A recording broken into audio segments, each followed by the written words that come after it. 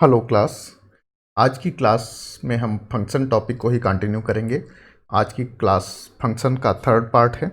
आज की क्लास में हम पहले देखेंगे टॉप लेवल स्टेटमेंट्स के बारे में। उसके बाद हम देखेंगे फंक्शंस में हेडर बॉडी डेफिनीशन आदि आइडेंटिफाई करना, और उसके बाद हम लोग देखेंगे आर्गुमेंट से टाइप। तो जब हम लोग कोई भी पाइथन का प्रोग्राम लिखते हैं तो उसमें जो भी पार्ट, जो भी स्टेटमेंट्स जिसमें कोई भी इंडेंटेशन नहीं होता, उन्हें टॉप लेवल स्टेटमेंट्स कहा जाता है। और किसी भी पाइथन प्रोग्राम को एग्जीक्यूट करते टाइम सबसे पहले टॉप लेवल स्टेटमेंट्स ही एग्जीक्यूट होते हैं। When the command to run a Python program is given to the interpreter, the code that is at level 0 indentation यानी नो इंडेंटेशन, इन्हीं को हम टॉप लेवल स्टेटमेंट्स भी बोलते हैं, इज टू बी एग्जीक्यूटेड। सबसे पहले यही एग्जीक्यूट होते हैं। लेकिन इससे पहले पाइथन कुछ स्पेशल वेरिएबल्स को डिफाइन करता है, जैसे underscore underscore name underscore underscore. दो अंडरस्कोर इसके नेम के आगे हैं और दो अंडरस्कोर नेम के पीछे हैं। Is one such special variable. तो जब एग्जीक्यूट करने से पहले पाइथन इस टाइप के कुछ वेरिएबल्स को डिफाइन करता है। तो उसी टाइप का एक वेरिएबल है underscore underscore name underscore underscore. तो ये जो वेरिएबल है पाइथन का, इसमें पाइथन क्या करता है, पाइथन इसमें वो नेम स्पेसिफाई करता है उस मॉड्यूल का या उस स्क्रिप्ट का जो कि करंटली एग्जीक्यूट हो रही होती है। तो अगर जब हम जिस मॉड्यूल पे या जिस स्क्रिप्ट पे करंटली होते हैं तो वही अगर एग्जीक्यूट हो रही होती है तो उसका नाम अंडरस्कोर अंडरस्कोर नेम का जो असाइन होता है, जो इसमें वैल्यू, वो होती है underscore underscore main underscore underscore. लेकिन अगर कोई इंपोर्टेड मॉड्यूल अगर एग्जीक्यूट हो रहा होता है तो उस केस में मॉड्यूल का नाम इस नेम में आ जाता है। जैसे हम यहाँ पे एक एग्जांपल देखते हैं।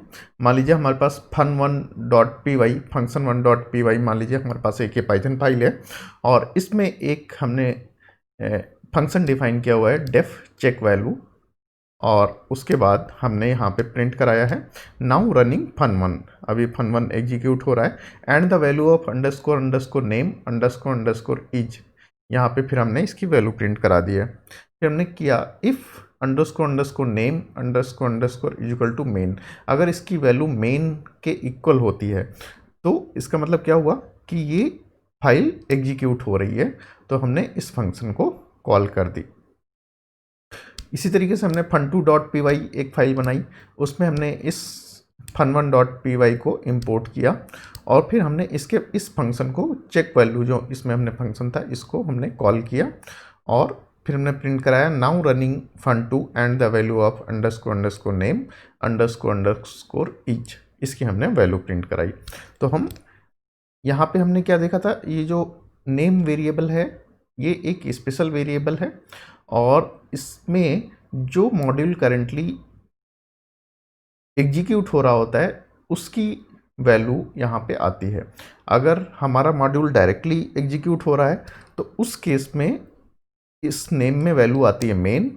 अगर वो मॉड्यूल इंपोर्ट होके एग्जीक्यूट हो रहा है तो उसमें उस इंपोर्टेड मॉड्यूल का नाम आता है। तो इसका हम करके देखते हैं। मान लीजिए हमारे पास fun1.py एक ब्लैंक फाइल है, हम इसे ओपन कर लेते हैं और इसमें हम कोड लिखते हैं। मान लीजिए एक सिंपल हम यहाँ पे फंक्शन बना देते हैं डेफ चेक वैल्यू। ये फंक्शन का नाम हो गया। यहाँ पे कॉलन लगा दिया तो यहाँ से ब्लॉक स्टार्ट हो गया फंक्शन का। यहाँ पे हमने प्रिंट कराया now executing fun1 and the value of underscore underscore main underscore underscore is. ये नेम होगा यहाँ पे is,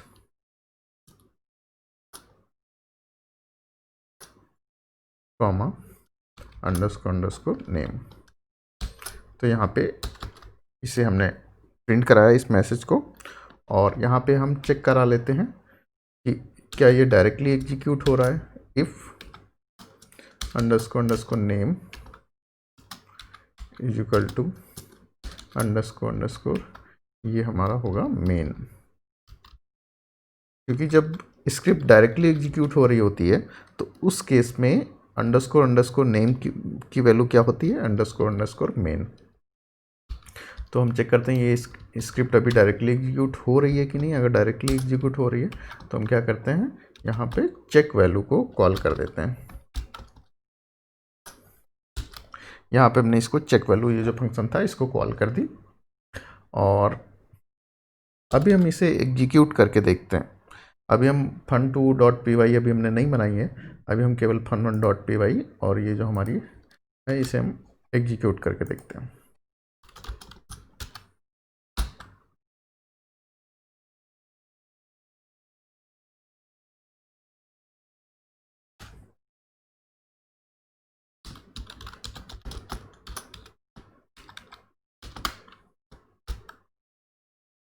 Now executing fun1 and the value of underscore underscore name is underscore underscore main। तो यहाँ पे इसने प्रिंट कर दिया नेम में क्या वैल्यू आ गई, मेन। तो इसका मतलब कि अभी हमारा ये स्क्रिप्ट जो fun1.py है ये डायरेक्टली एग्जीक्यूट हो रही है। अब हम fun2.py में अपना कोड लिखते हैं। मान लीजिए इसमें हम fun1 को इंपोर्ट कर लेते हैं, इंपोर्ट fun1, हमने उसको इंपोर्ट कर लिया और fun1 के जो हमारा फंक्शन है fun1 डॉट चेक वैल्यू, हम उसको कॉल कर लेते हैं। यहाँ पे fun1 में ये जो हमारा चेक वैल्यू फंक्शन था इसे हमने यहाँ पे कॉल कर लिया है।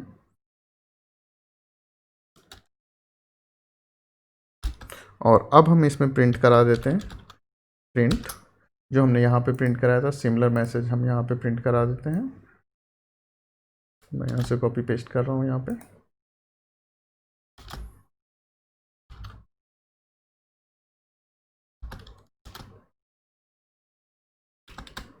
नाउ एग्जीक्यूटिंग fun2, यहाँ पे ये फंक्शन 2 में है तो इसलिए मैंने नाउ एग्जीक्यूटिंग fun2 लिख दिया, fun2.py and the value of underscore underscore name is underscore underscore name. तो हम देखते हैं क्या वैल्यू आती है। जब हमने fun1 को एग्जीक्यूट कराया था डायरेक्ट, तो यहाँ पे नेम में जो वैल्यू आई थी वो अंडरस्कोर मेन आई थी। अब हम fun2 को डायरेक्ट एग्जीक्यूट कराते हैं तो यहाँ पे तो fun2 डायरेक्ट एग्जीक्यूट हो रहा है, लेकिन यहाँ पे जो चेक वैल्यू फंक्शन एग्जीक्यूट हो रहा है वो किसका हो रहा है, fun1 का। और fun1 में जब यहाँ पे हम fun1 को इंपोर्ट किया, fun1 डॉट चेक वैल्यू, हमने चेक वैल्यू फंक्शन जो fun1 का है उसको कॉल किया, तो कंट्रोल कहाँ पहुँचेगा, यहाँ पे पहुँचेगा और यहाँ पे इस लाइन को एग्जीक्यूट करेगा। और ये लाइन हमारी किस में है, इम्पोर्टेड है, ये इस fun2 में डायरेक्ट नहीं है, ये इंपोर्ट होके आई है। तो इंपोर्ट होने के केस में हमने क्या बताया था कि मॉड्यूल का नेम प्रिंट हो जाता है instead of underscore underscore main. तो यहाँ पे क्या आना चाहिए, मॉड्यूल का नेम। तो अभी हम इसे एग्जीक्यूट करके देखते हैं fun2.py को।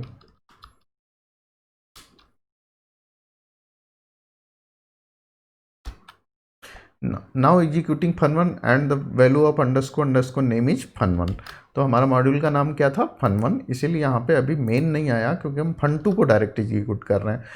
Now executing fun2 and the value of underscore underscore name is underscore underscore main. तो fun2 को हम डायरेक्ट एग्जीक्यूट कर रहे थे इसीलिए उसमें क्या आया, मेन। और fun1 को हम इंपोर्ट करके एग्जीक्यूट कर रहे थे इसलिए उसमें क्या आया, मॉड्यूल का नाम।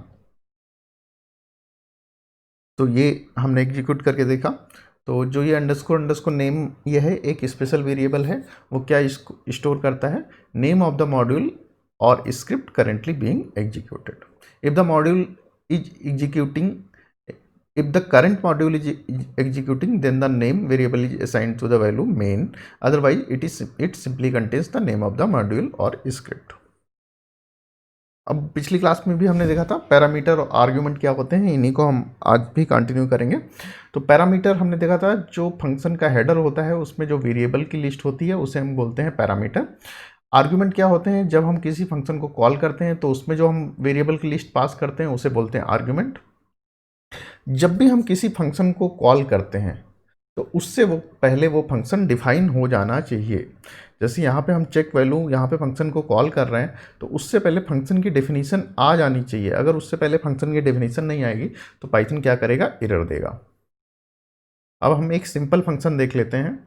यहाँ पे हमने एक फंक्शन बनाया डेफ का मतलब फंक्शन स्टार्ट हो गया, ये फंक्शन का नाम हो गया, ये क्या हो गया पैरामीटर, उसमें हमने नम करके एक पैरामीटर स्पेसिफाई किया, और फिर हमने स्क्वायर वैल्यू एक वेरिएबल लिया, उसमें हमने नम को 2 बार मल्टीप्लाई कर दिया और रिटर्न क्या किया स्क्वायर वैल्यू।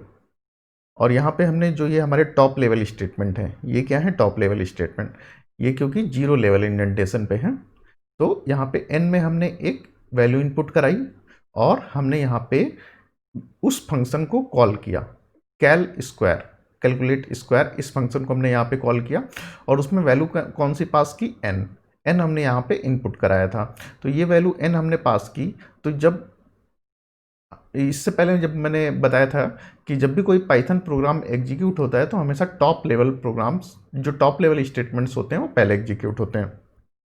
तो पहले यहाँ पे एक नंबर इनपुट होगा, वो नंबर यहाँ पे हमने फंक्शन को कॉल कर दिया और वो नंबर पास कर दिया। ये नंबर पास करते ही कंट्रोल कहाँ पहुँचेगा, यहाँ पे पहुँचेगा, इस लाइन पे कंट्रोल पहुँचेगा, और जो हमारा n था वो किस में स्टोर हो जाएगा, नम में। तो जो अभी तक n काम कर रहा था, जो n की वैल्यू थी वो नम में आ गई, और यहाँ पे हमने क्या किया स्क्वायर वैल्यू करके एक वेरिएबल बनाया जिसमें हमने नम क्रॉस नम, नम इंटू नम हमने डिफाइन कर दिया और स्क्वायर वैल्यू को हमने रिटर्न किया। जैसे ही यहाँ पे रिटर्न स्टेटमेंट आएगा फिर से कंट्रोल कहाँ पे पहुँचेगा, यहाँ पे। तो जो वैल्यू जो रिटर्न हुई थी वो कहाँ पे आ जाएगी, वैल इजिकल टू, यहाँ पे वो उसकी वैल्यू आ जाएगी और वो वैल में स्टोर हो जाएगी। और फिर हमने प्रिंट कराया the square of n is well. तो यहाँ पे मान लीजिए जैसे मैंने सबसे पहले मान लीजिए स्टेटमेंट एग्जीक्यूट हुआ और मैंने जो नंबर इनपुट किया वो किया 5, तो 5 नंबर किस में स्टोर हो गया, n में। फिर हमने जो कैल स्क्वायर इस फंक्शन को कॉल किया और उसमें n पास किया, तो जो 5 वैल्यू थी वो कहाँ चली गई, नम में। अब नम की वैल्यू क्या हो गई 5, तो हमने यहाँ पे स्क्वायर वैल्यू एक वेरिएबल लिया, इसमें नम इंटू नम, यहाँ स्क्वायर वैल्यू की वैल्यू कितनी हो गई 25, और यहाँ से इसने 25 वैल्यू रिटर्न की। जैसे ही यहाँ पे रिटर्न स्टेटमेंट आया तो कंट्रोल वापस कहाँ पहुँचेगा, यहाँ पे। तो वैल इजिकल टू 25 हो गया है इस टाइम, और फिर यहाँ पे हम प्रिंट कराएंगे द स्क्वायर ऑफ n का मतलब 5 इज 25। तो ये हमारा आउटपुट आ जाएगा इस प्रोग्राम का। तो इसमें हमें पहचानना है कि फंक्शन का हेडर कौन सा है। फंक्शन का हेडर पहली वाली लाइन, डेफ वाली लाइन फंक्शन का हेडर है। फंक्शन की बॉडी क्या है, ये जो स्टेटमेंट है तो ये फंक्शन की बॉडी है जो इंडेंट लेवल पे है, जिसमें हमने इंडेंटेशन दिया हुआ है, वो सारी क्या है फंक्शन की बॉडी। फंक्शन की डेफिनीशन क्या है, ये जो तीनों स्टेटमेंट हैं वो फंक्शन की डेफिनीशन है। फंक्शन की डेफिनीशन में क्या आता है, फंक्शन का हेडर प्लस फंक्शन की बॉडी और पैरामीटर। पैरामीटर हमने बताया जो फंक्शन के हेडर में हम स्पेसिफाई करते हैं वेरिएबल्स की लिस्ट। तो यहाँ पे हमने केवल एक वेरिएबल लिया है नम, तो ये क्या है हमारा पैरामीटर। और आर्ग्यूमेंट, आर्ग्यूमेंट हमने बताया था जब हम फंक्शन को कॉल करते हैं तो उसमें जो वेरिएबल की लिस्ट पास करते हैं उसे हम बोलते हैं आर्ग्यूमेंट। तो यहाँ पे जब हमने फंक्शन को कॉल किया तो उसमें क्या पास किया, n, तो यहाँ पे n क्या है आर्ग्यूमेंट। जब हम और भी डिफरेंट प्रोग्रामिंग लैंग्वेजेस पढ़ते हैं तो उसमें हम पाते हैं कि यहाँ पे पाइथन में जिसको हम पैरामीटर बोल रहे हैं, जो ये हमारा फंक्शन के हेडर में डिफाइन है, इसे वहाँ पे हम फॉर्मल पैरामीटर या फॉर्मल आर्ग्यूमेंट भी बोलते हैं। तो अगर मान लीजिए, वैसे तो पाइथन में इसे पैरामीटर बोला जाता है, लेकिन अदर प्रोग्रामिंग लैंग्वेजेस में इसे हम फॉर्मल पैरामीटर या फॉर्मल आर्ग्यूमेंट बोलते हैं। इसी तरीके से पाइथन में इसे हम आर्ग्यूमेंट बोल रहे हैं, लेकिन अदर प्रोग्रामिंग लैंग्वेजेस में इसे एक्चुअल पैरामीटर या एक्चुअल आर्ग्यूमेंट बोला जाता है।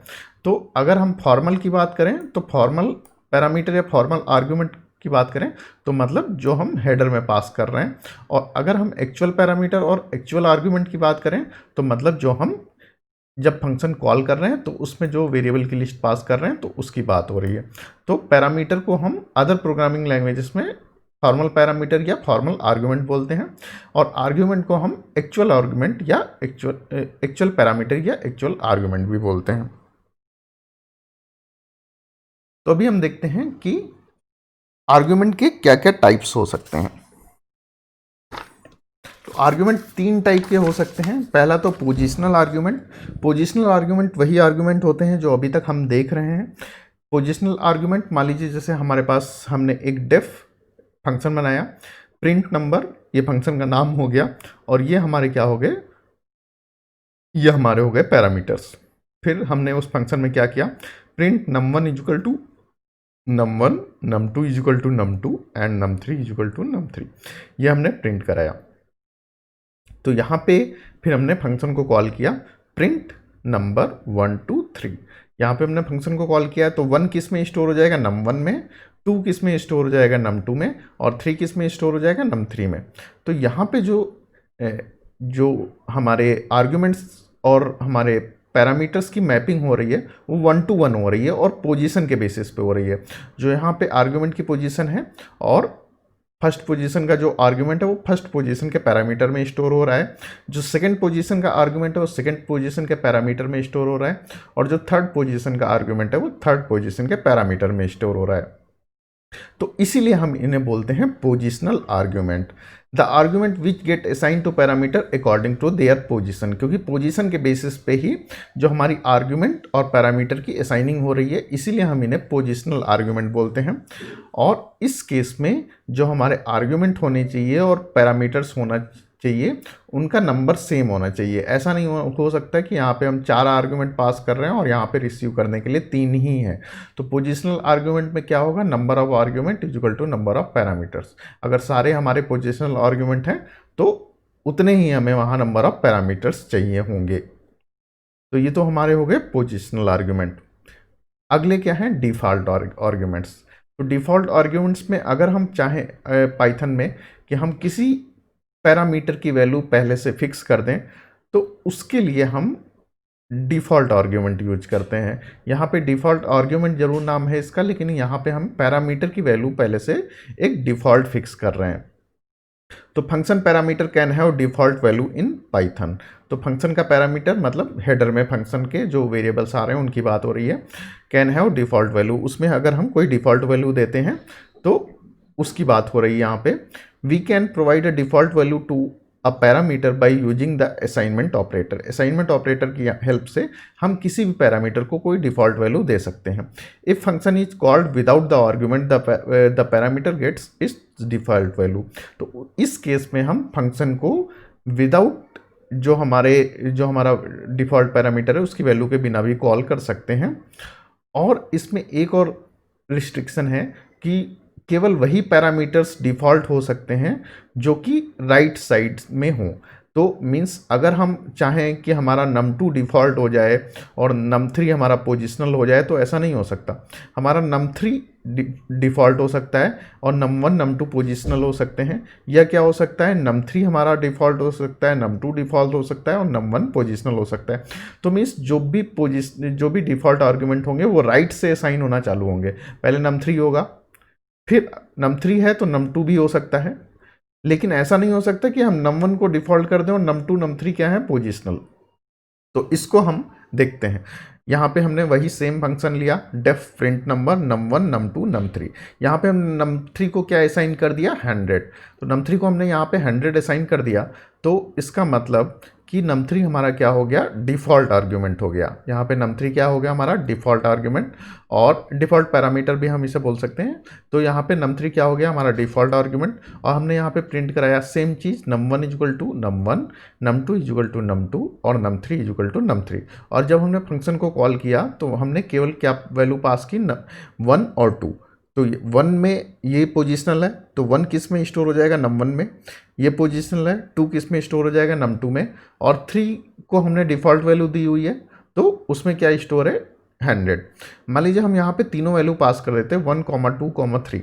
अगर हम 1, 2, 3 पास कर देते तो उस केस में ये जो डिफ़ॉल्ट वैल्यू थी ये हमारी 100 हमने डिफ़ॉल्ट डिफाइन की थी, लेकिन जब हम उस केस में यहाँ पे 3 पास करते तो num3 की वैल्यू क्या हो जाती, 3। लेकिन जब हम कुछ पास नहीं कर रहे हैं तो उसका मतलब है num3 की वैल्यू क्या है, 100। तो यहाँ पे मान लीजिए हम 1 और 2 पास कर रहे हैं तो अभी num1 की वैल्यू क्या है, 1, num2 की वैल्यू क्या है, 2, और num3 की वैल्यू क्या है, 100। लेकिन मान लीजिए हम यहाँ पे पास कर रहे हैं 1, 2, 5। तो 1, 2 और 5 जब हम पास कर रहे हैं तो उस केस में num1 की वैल्यू 1, num2 की वैल्यू 2 और num3 की वैल्यू 5। तो जब तक हम कोई वैल्यू इसके करस्पॉन्डिंग दे नहीं रहे तब तक ये डिफ़ॉल्ट वैल्यू ही कंसिडर होगी।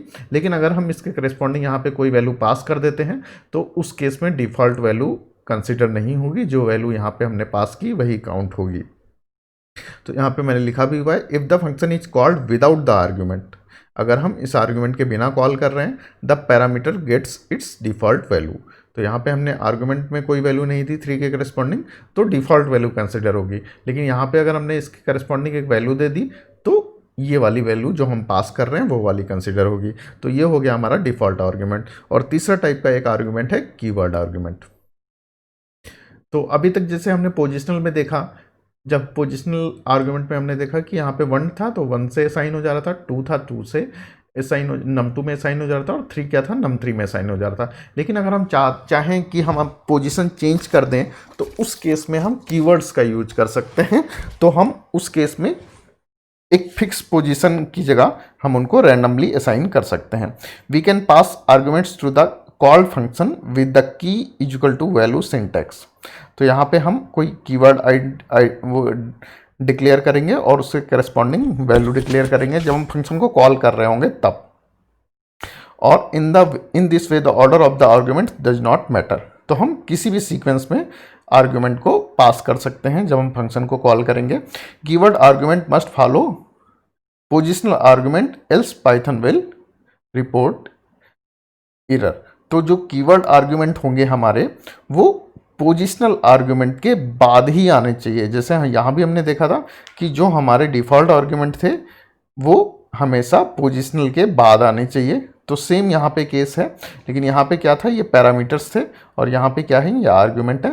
तो यहाँ पे जब हम फंक्शन को कॉल कर रहे होंगे तो जो हमारे कीवर्ड आर्ग्यूमेंट होंगे वो हमेशा पोजिशनल आर्ग्यूमेंट के बाद में आने चाहिए। मीन्स वो राइट साइड से असाइन होना चालू होंगे।